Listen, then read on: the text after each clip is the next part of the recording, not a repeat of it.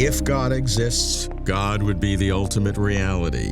If God exists, nothing would be more important. But God's existence triggers arguments, analytical and experiential, for and against. These arguments are obviously inconclusive. Any of them individually, all of them cumulatively. How else could the world have increasing numbers of non-believers as well as multitudes of believers? If God exists, I'd want to know God, touch ultimate reality. But I worry, because between humans and God, if there is a God, between the finite and the infinite, if God is infinite, there seems an unbridgeable gap. So isn't there a deeper question hiding here? Isn't the inquiry really about human knowledge of God? Our capacity to bridge that gap?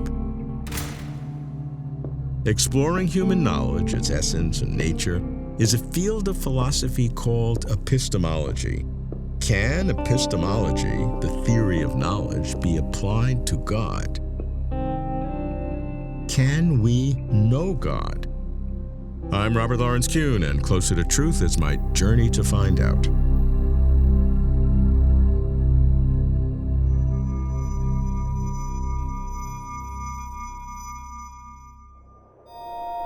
When I think about knowing God, I can get confused. Knowing what about God?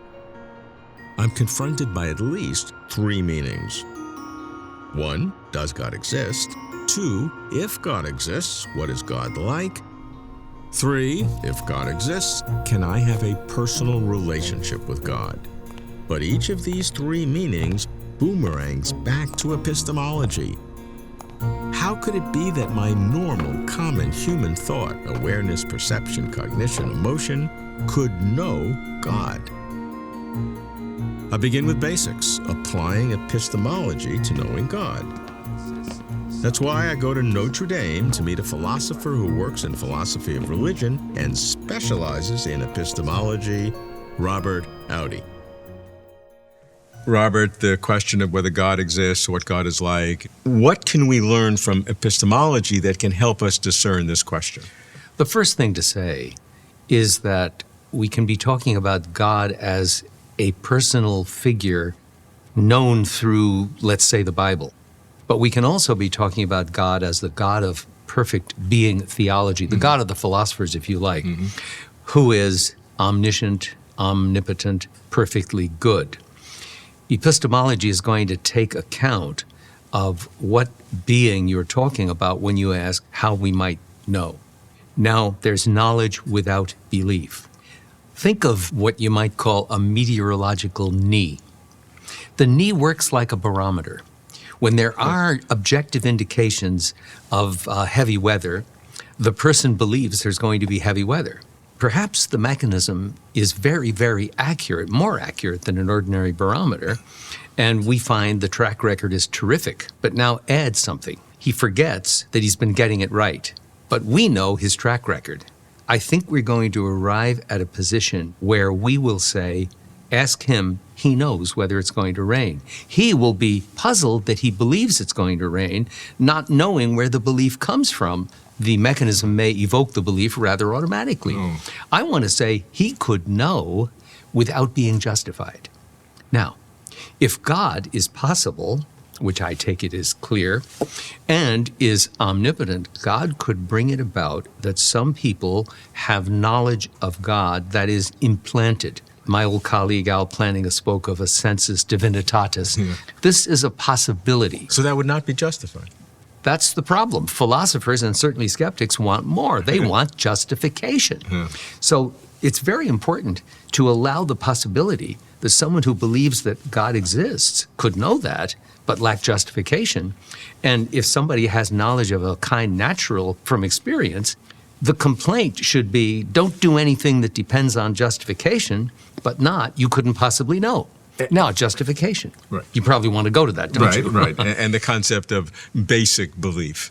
Well, there are many arguments for the existence of God. If those are one's basis for theistic belief, then theistic belief is not basic.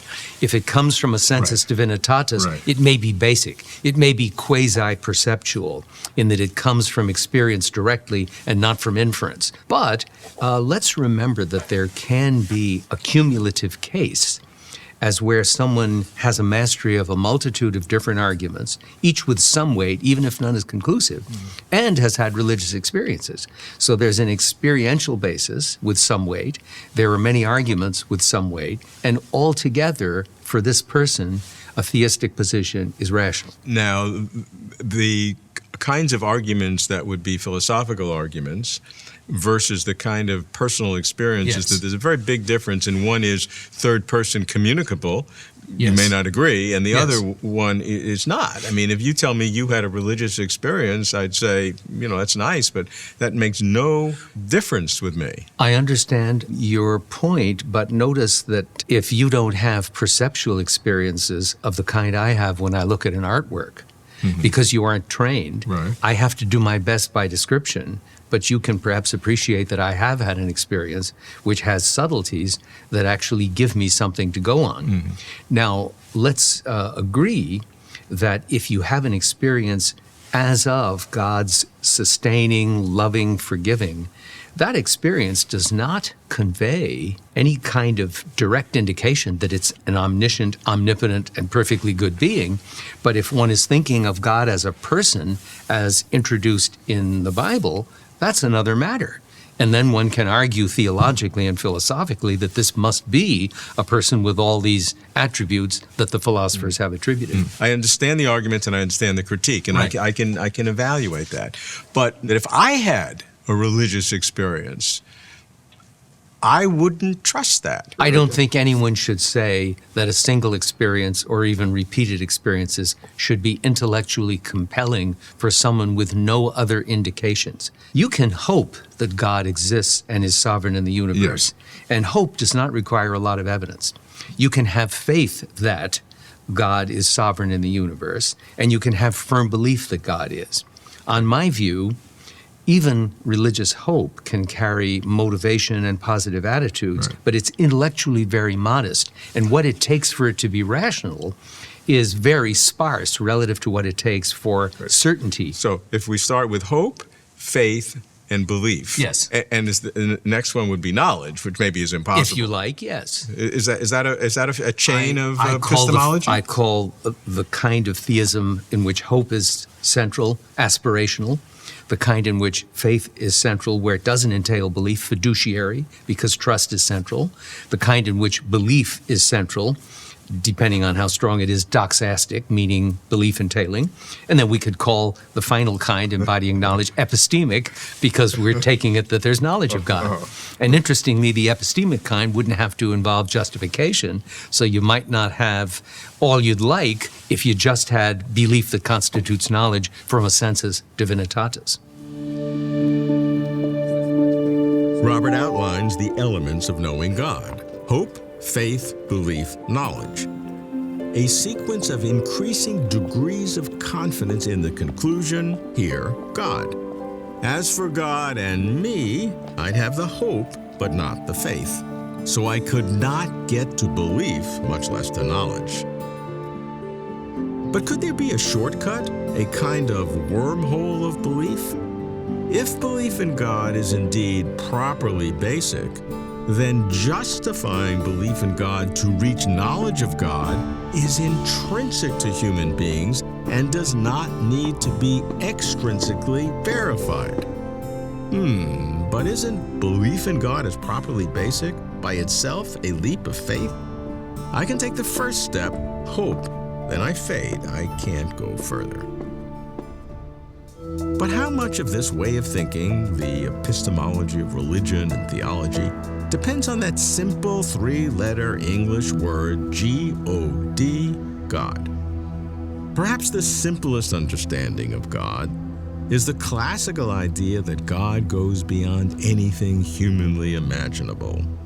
If such be God, what can we know about such a God? A contemporary leader in proclaiming this ineffable vision of God is the Orthodox philosophical theologian at Notre Dame, David Bentley Hart. In one sense, all of these traditions, Christianity included, encompass this affirmation that you really can't know God in the way that you would know an object of experience, but you can know the things that are not true about God, such as composite or evil. But what you can know about God is different from knowing God.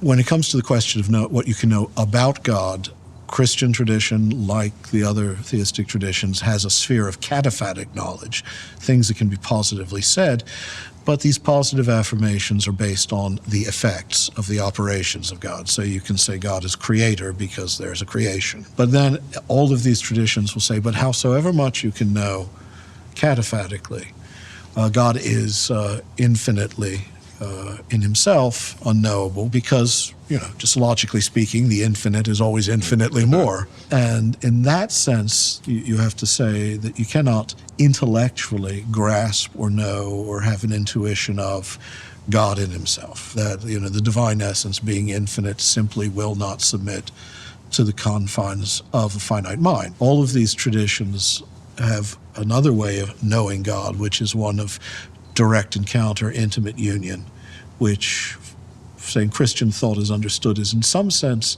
super intellectual. That is, it goes beyond concepts, but nonetheless is a real and immediate presence of God to the soul. So the degree to which we can know God rather than simply know about him is a spiritual condition until one reaches a point that's not only beyond the affirmations that you can make based on God's operations, but also beyond negation, and becomes just the intimacy of a pure embrace beyond words and concepts. There's a degree, even in this life, in which the intimacy of knowledge defeats conceptual forms. So I think whenever one talks about knowing God and talks about the cataphatic and the apophatic, one has to understand that epistemology is not the only issue.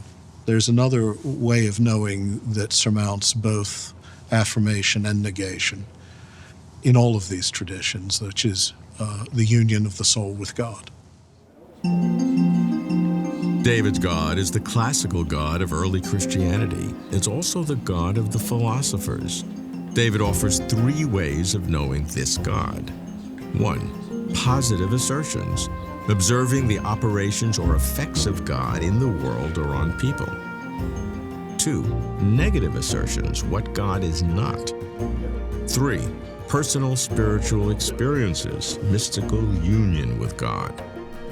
I like this kind of philosophy, but not necessarily this kind of God. Suppose God, if there is a God, is not so purely perfect, not so unbridgeably apart. It reminds me of the God of Judaism, at least Talmudic and Rabbinic Judaism, a God who cuts a more approachable image. To discuss this Judaic God, I meet an Israeli philosopher, an expert on Talmudic literature, Menachem Fisch. The only way we can acquaint ourselves with the idea of God, meet God, conceive of God, is by the words at our disposal. God in the 3 monotheistic traditions today is totally unique and totally perfect.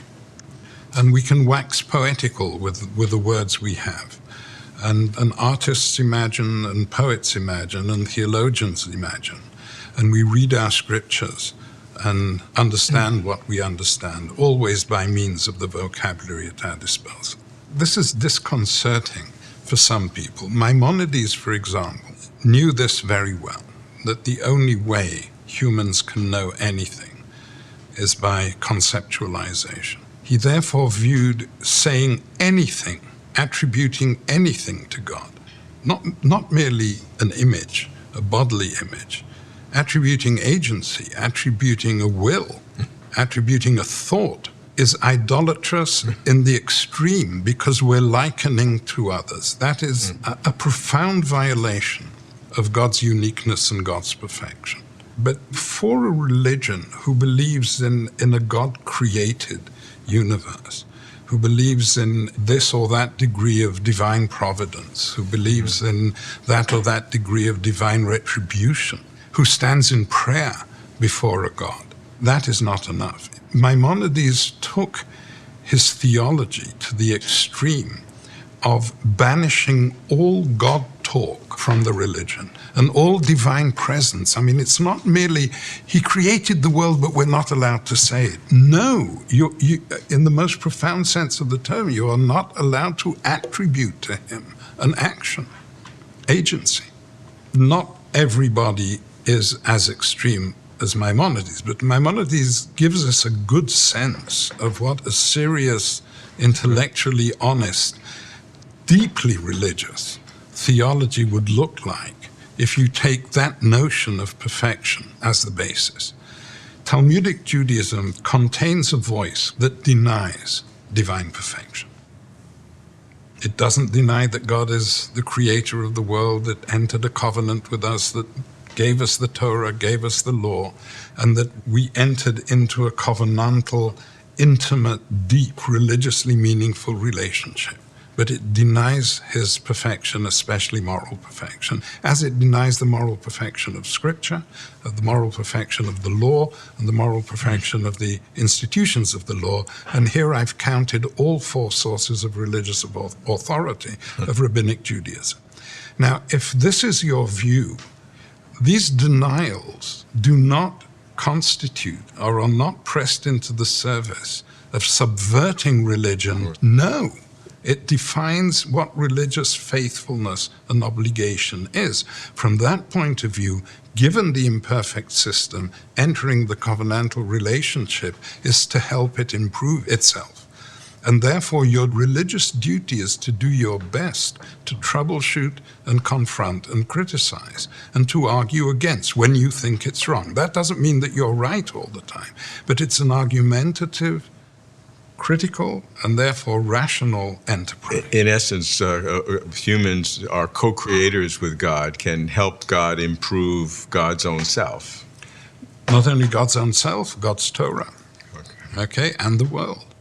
And the beauty of this voice is that God speaks back. He welcomes this. There's a profound dispute of religiosity within that canon, because the voice of religious submission and divine perfection and scriptural perfection is alive and kicking there. But this other voice, which I think is also dominant, is alive as well. So the Talmudic canon is a canon divided as to its own very project, if you wish. And this voice of confrontation has God requiring, demanding critique. And he's actually described as sacking Elijah.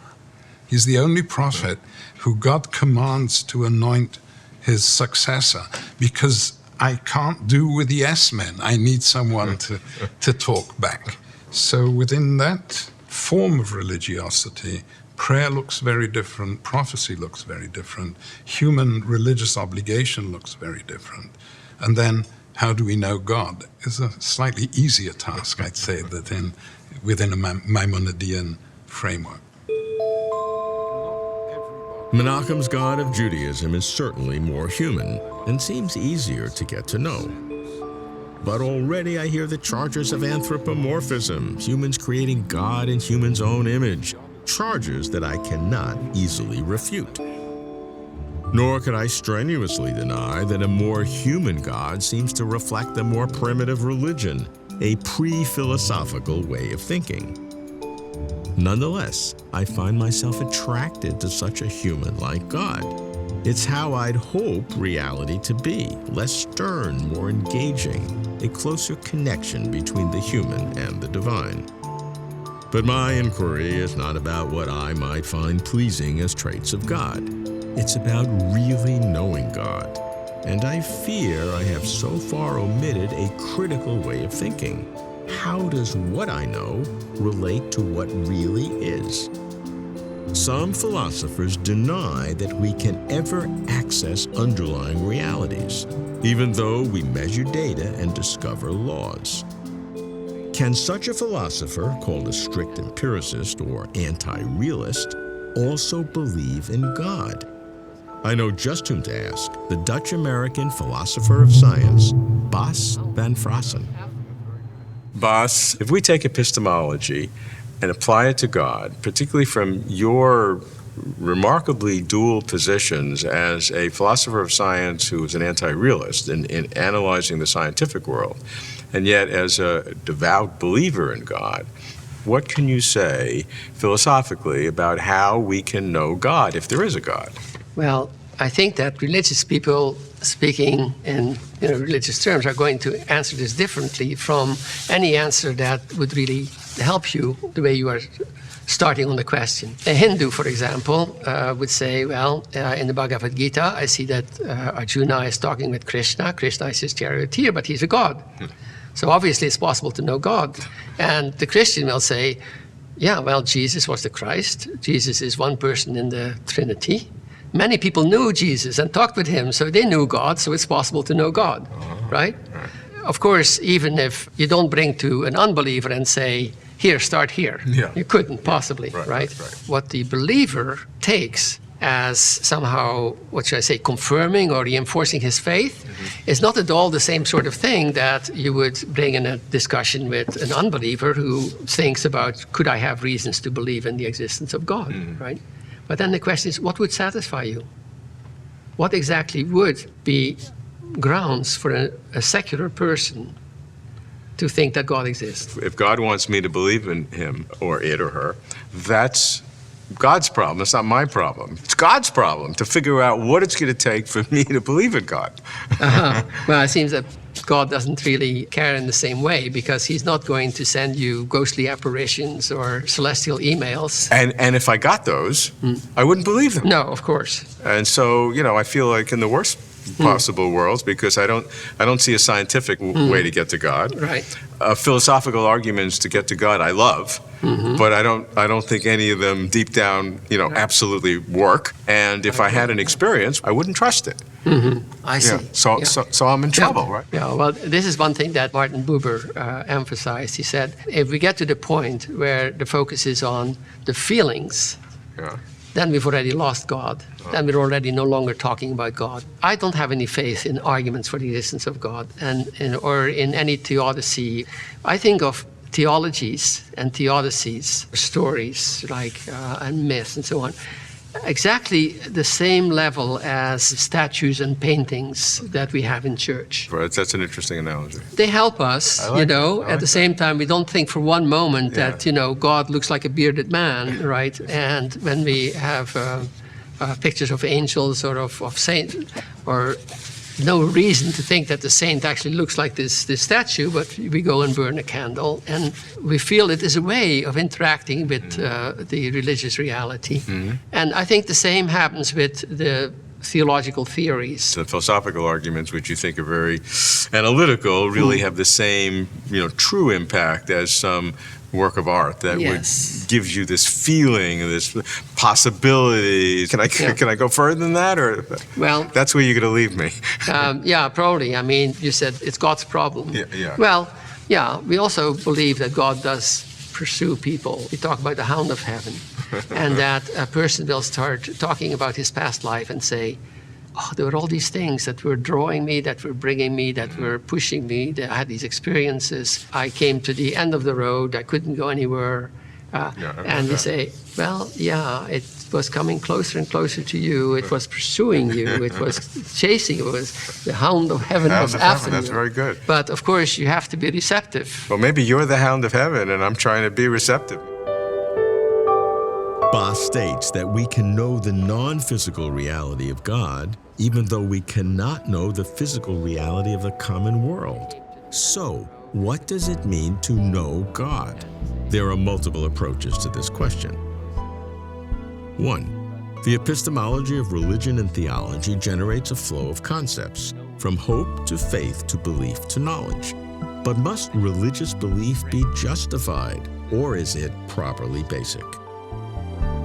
2. God can be known in 3 ways. Positively, by observing God's operations, negatively, by discerning what God is not, and mystically, through some kind of direct union. 3. the extremes of God stand out in sharp relief. God may be so transcendent that one must keep utterly silent, or God may be fallible and approachable and in need of human help. 4. Is it our problem to find God, or God's problem to find us? Does the hound of heaven have a good nose? Overall, does the perfect being God of the philosophers fight the imperfect God of rabbinic Judaism? Does Athens war with Jerusalem? Might I offer a God of both? God being perfect and imperfect at the same time? God smiling at the contradiction. I'd like there to be such a God, if there be such a God. Perhaps the hound of heaven is coming closer to truth.